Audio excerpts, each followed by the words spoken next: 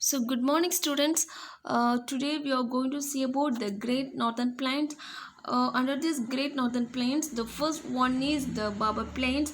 So, Baba Plain means here this plain is made up of gravels and the sediments are called the from the Himalayan rivers makes the Barber Plain, and here the porosity of the plain is so high that most of the small streams flow over this region disappear.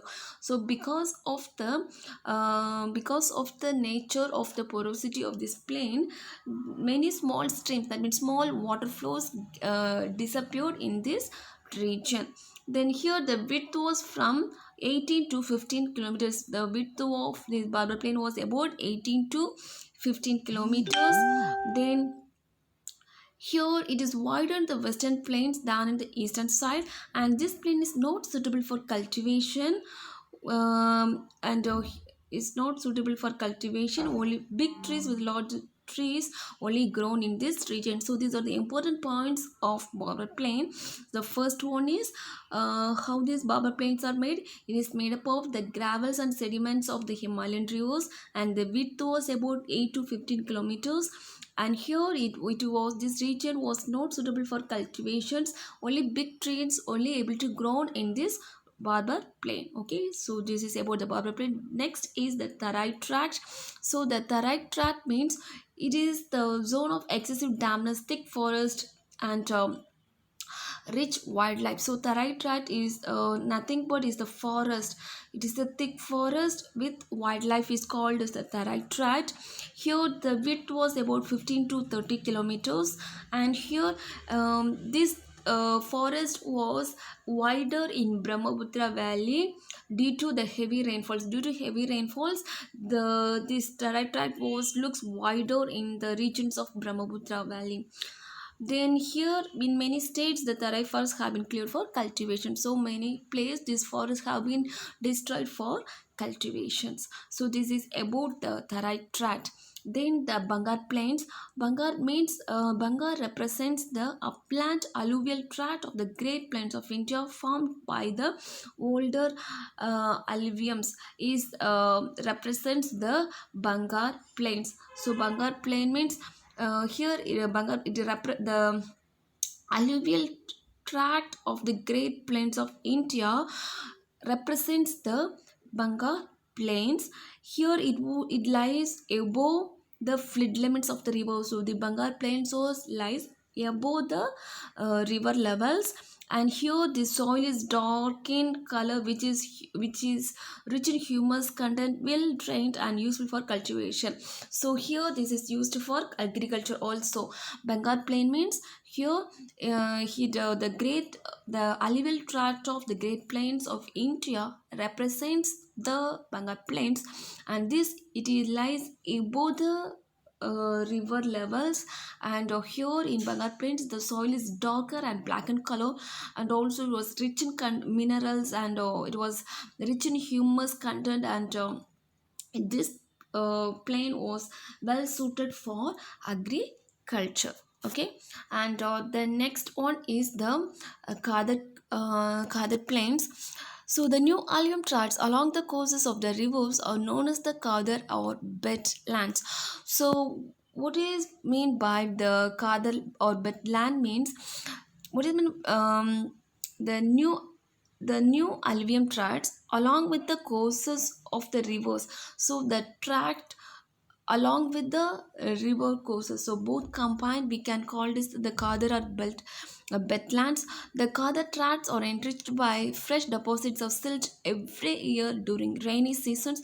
The Khadar land consists of sand, silt, clay and mud. It is highly fertile soil. So it consists of silt, clay and mud. It is fertile soil, so it's suitable for cultivation. So that is about the Khadar Plains. This means Khadar Plain means the alluvium tract along with the rivers form the Khadar Plains or Khadar lands. So this land consists of sand, silt, clay and mud. So it is highly fertile, so it can be used for cultivation. Okay, then we are going to see about delta.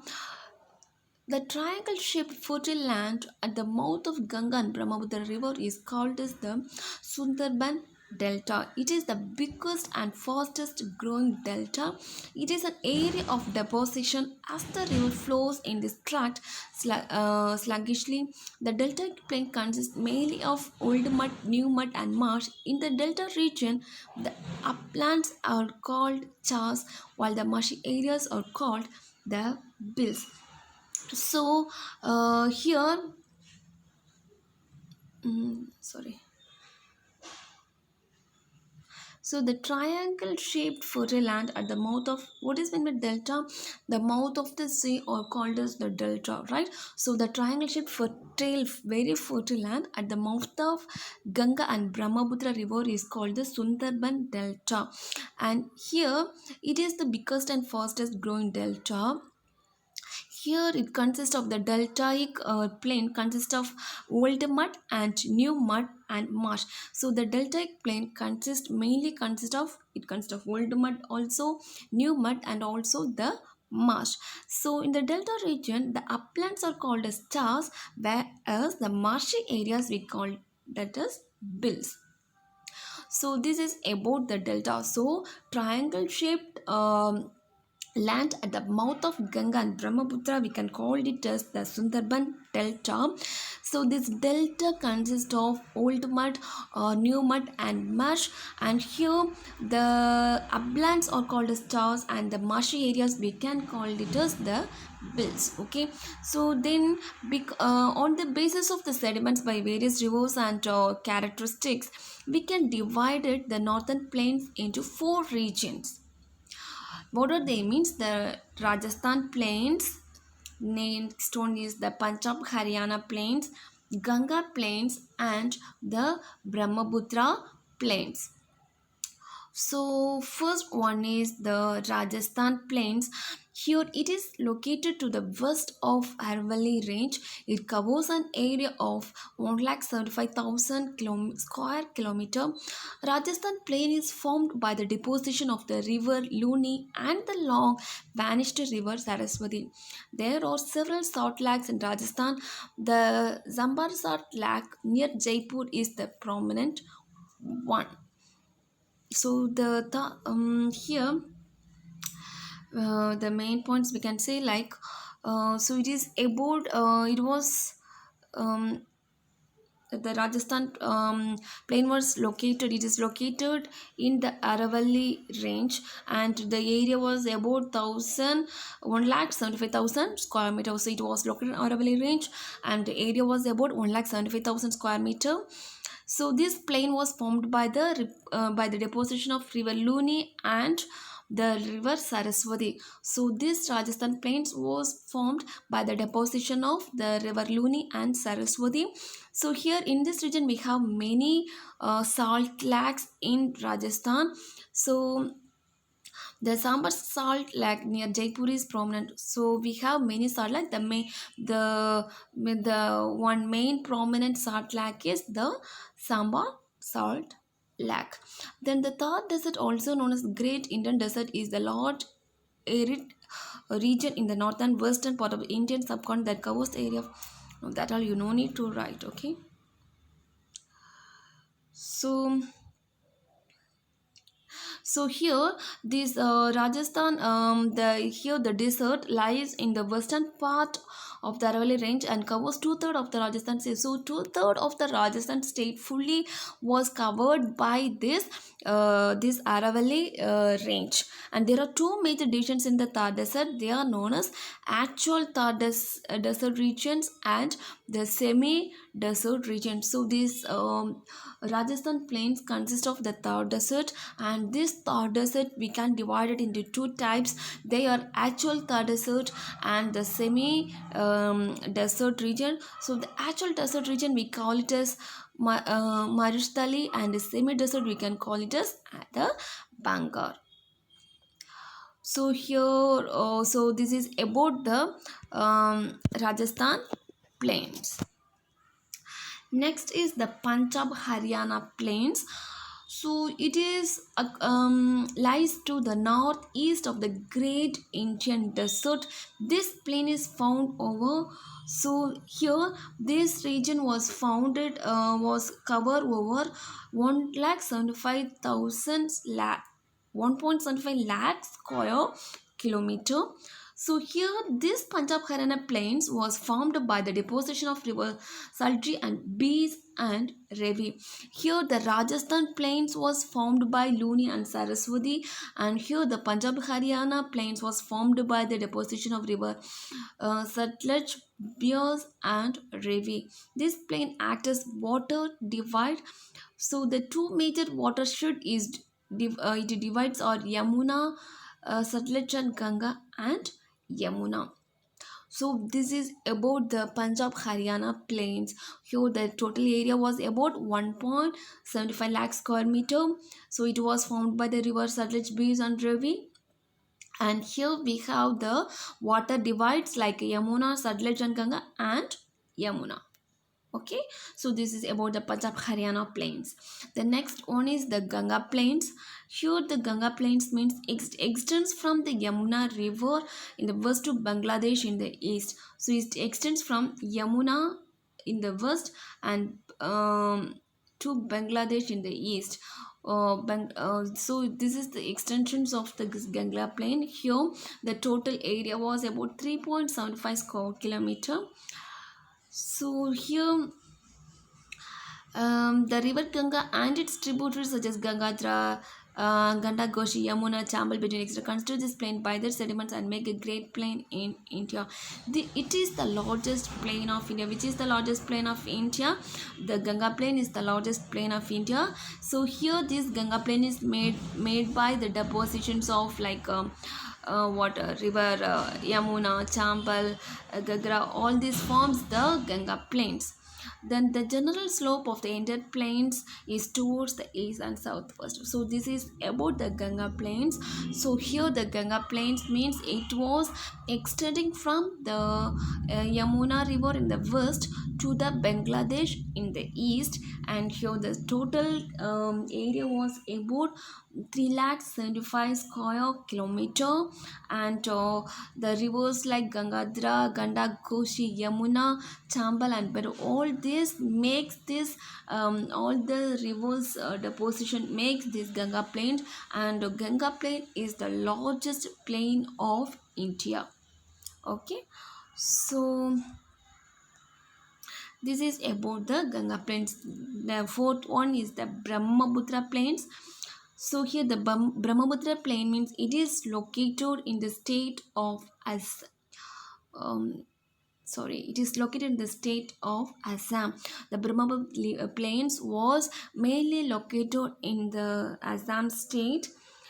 So it is the low level plain located in the eastern part of Great Plains of India, is formed by the deposit of river Brahmaputra. So this Brahmaputra plains was formed by the deposit of river Brahmaputra. The total area was about 56,275 square meter, and this plants create alluvial fans and marshy tracts. That's enough. So what was the main points about Brahmaputra plains? Mainly this Brahmaputra plains was located in Assam, and this plains was formed by the deposition of river Brahmaputra, and the total area was about 56,275 square kilometer. So this is about the Brahmaputra plains.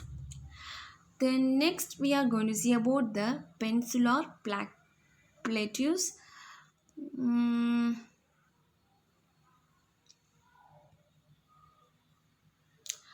So okay, we can continue this peninsular plateau in the next class, guys. Thank you. So next we can continue with the peninsular plateau.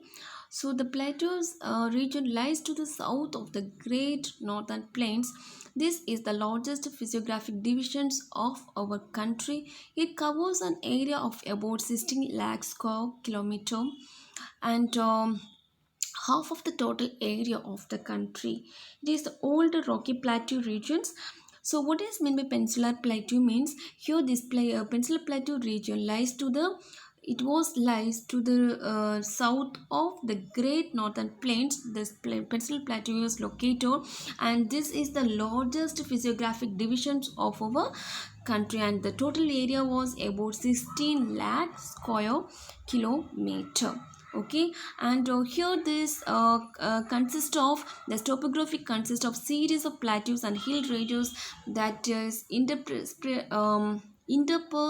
with river valleys. So this is about the peninsular plateau. So it was this peninsular plateaus was lies to the where it was lies to the south of the Great Northern Plains, and this is the largest divisions of physiographic divisions of a country, and the total landmass of this peninsular plateau was about 16 lakh square kilometer, and this plateau consists of hill ranges and a series of plateaus. So next is the Deccan Plateau. So Deccan Plateau means here the physiographic divisions in the largest part of the plateau regions of India. The shape of this plateau is roughly triangular. So the Deccan Plateau, the shape of this Deccan Plateau is triangular in shape.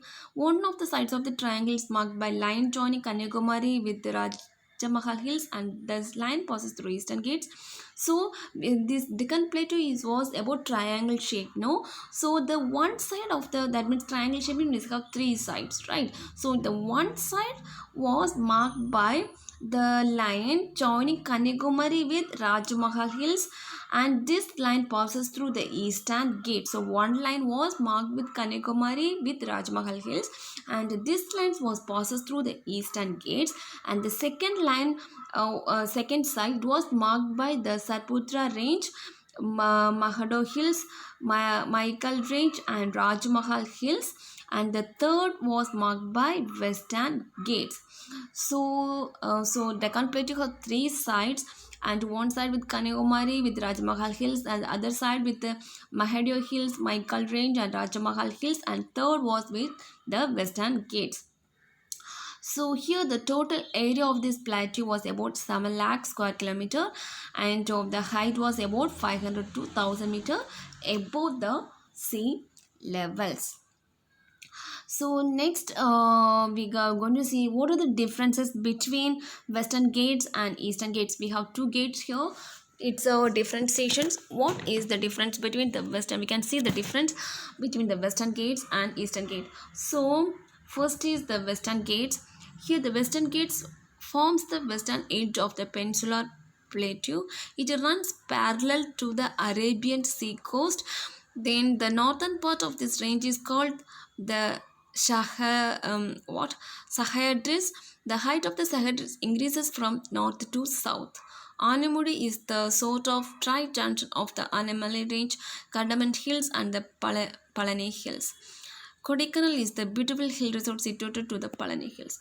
So, first point, it was Western Gates forms the western edge of the peninsular plateau.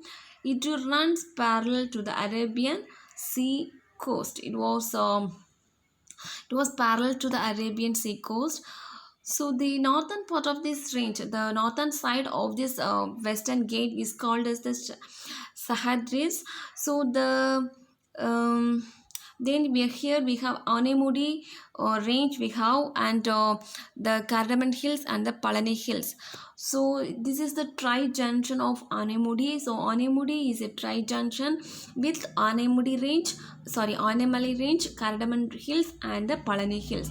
In the Palani Hills we have the Kodaikanal. Okay, so this is about the Western Gates. The Eastern Gate means, so the Eastern Gates runs from the southwest to the northeast. So the Eastern Gates was located from run from southwest to the northeast from the eastern edge of this plateau. Here it is. This range is also called as Purvadri. This range is also called as Purvadri. So here these eastern gates join the western gates at the Nilgiri hills and bordering the Karnataka and Tamil Nadu. So here this eastern gates was joining along with the western gates, and it was at the place of Nilgiris. And here the eastern gates are not continuous like the western gates. The rivers of Mahanadi, Godavari, Krishna, Pennar and Kaveri have districted this range at many places. So this eastern gate was not a continuous gate, but at the same time the western gate is the continuous gate, but the eastern gate was not continuous. It was cut by many rivers like Mahanadi, Godavari, Krishna, Pennar, and all these rivers make cut in this eastern gates. Okay, so this is about the differences between the western and the eastern gates. um, next next is we can see the difference between western coastal plain and eastern coastal plain. Already we see about the western gates and eastern gates, right? Here the western coastal plain and the eastern coastal plain. So the first one is the first point we can write, it lies between the western coastal plain lies between western the western coastal plains lies between, sorry wait, the western coastal plains lies between the western gates and the Arabian Sea. So the western coastal plains lies between western gates and Arabian Sea, and also it run between where it extends from Ram of Kuch in the north to Kanyakumari in the south. So it was between western gates and Arabian Sea, and it extends from Ram of Kuch in the north to Kanyakumari in the south. This is about the west coastal plain. And the next, in the eastern coastal plain, it is lies between the eastern gates and the Bay of Bengal, and it was extends from the states of, what are the states? West Bengal, Odisha, Andhra Pradesh and Tamil Nadu. Okay, so this is about the first points of the western coastal plains and eastern coastal plains. Then then we can say here it is mainly characterized by this sandy beaches, coastal and dunes, mud flat lagoons, estuary lattice platforms and the residual hills. So these are the main characteristics of the western coastal plains. In the eastern coastal plains, the we can say uh, so here we have many deposit alluvial deposits was found in this eastern coastal plain, and it was also have many well defined beaches was also having in this eastern coastal plains. Okay, so this we can write as the second point. Then third point we can write here. So in this sorry, western coastal plains, we have many um, lagoons and backwaters called the kayals and terraces. So we have more shallow lagoons and backwaters in this western coastal plain that we call as kayals and terraces. So here Vembanad is the famous backwater lake found in this region. So in the eastern coastal plains we have in the